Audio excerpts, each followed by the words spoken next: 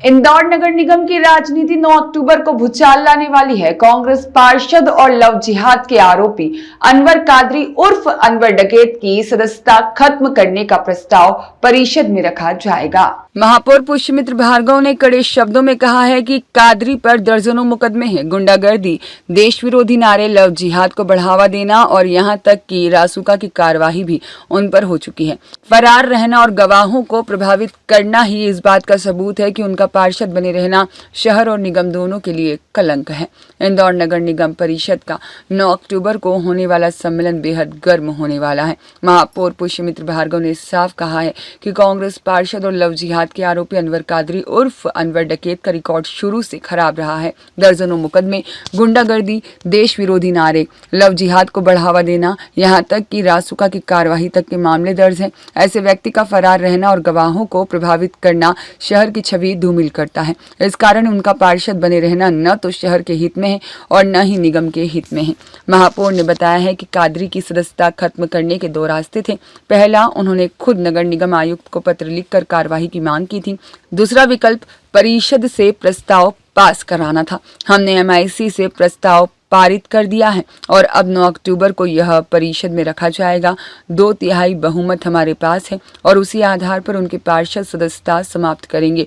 उन्होंने यह भी कहा है कि परिषद की निष्पक्षता बनी रहे, इसलिए कादरी को अपना पक्ष रखने का मौका दिया जाएगा। लेकिन महापौर का कहना है कि उनका जेल में रहना और फरार रहना ही साबित करता है कि वे नगर निगम का हिस्सा बने रहने लायक नहीं हैं। देखिए, अनवर कादरी का रिकॉर्ड शुरू से खराब रहा है।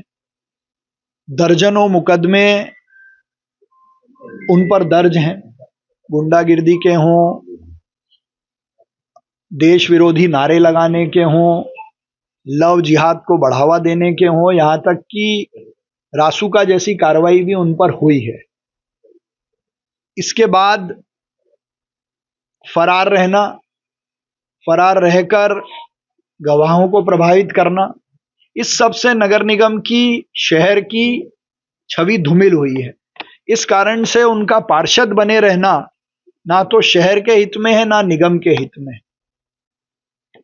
2 प्रकार से उनकी पार्षदी खत्म की जा सकती थी। एक, मैंने खुद कमिश्नर को चिट्ठी लिखी थी कि आप उनका पक्ष सुन के उनकी पार्षदी खत्म करें। वो कार्रवाई प्रचलित में है, वो करेंगे ऐसा मुझे विश्वास है।